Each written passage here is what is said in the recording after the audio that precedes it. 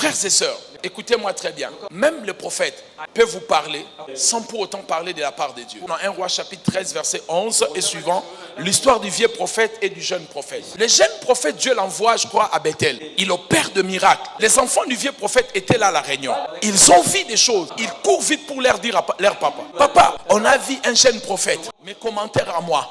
Il opère comme toi quand tu étais jeune. Il a fait des choses extraordinaires. Le papa leur donne la naisse. Il dit, allez vite, dites à ces prophètes de ne pas partir. Ces enfants attrapent le jeune prophète. Et puis, le vieux prophète lui dit, écoutez, ne partez pas. Tu dois venir chez moi. Tu dois dormir chez moi. Tu dois manger. Tu dois te laver. Mais Dieu avait dit au prophète, au jeune prophète, quand tu iras là-bas, fais ce que tu feras. N'entre ni chez quelqu'un, ne bois pas, ne mange pas, ne fais rien. Quand tu finiras, rentre chez toi. Et puis, il arrive devant le vieux prophète. Il dit au vieux prophète, Dieu m'avait dit que je ne dois pas manger, ni boire, ni quoi que ce soit. Écoutez la réponse du vieux prophète. Moi aussi, je suis le prophète. Dieu m'a dit, repose-toi, mange, bois, prends le temps de te reposer. Le jeune homme a fait confiance à cette voix prophétique. Quand il a commencé à manger, à se reposer, le prophète prophétise maintenant pour de vrai. Le vieux prophète lui dit, maintenant écoutez, ainsi parle l'Éternel. Comme tu as désobéi à Dieu, ton corps ne sera pas enterré avec tes pères. Tu mourras sur la route, l'animal va manger ton corps. Et c'est ce qui lui est arrivé. Qu'est-ce qui s'est passé? Il a désobéi à Dieu. J'aimerais vous dire une chose. Quand vous avez une prophétie, vous voyez, la plupart des prophéties ne viennent que confirmer ce que Dieu vous avait déjà dit.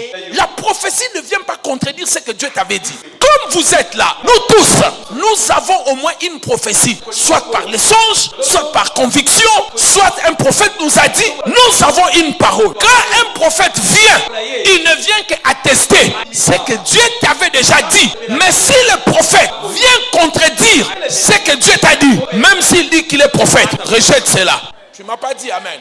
Un ami à moi me dit, il est à la retraite, à la montagne de Manguéné. Dieu lui avait dit de faire 3 jours. Le premier jour en train de prier, un prophète apparaît pour lui dire, Dieu m'a dit de te dire, il t'a exaucé, tu peux descendre et partir. Mon ami a dit non, Dieu ne peut pas se contredire. Il m'avait dit de faire 3 jours à la montagne. Comment il va me dire maintenant de partir?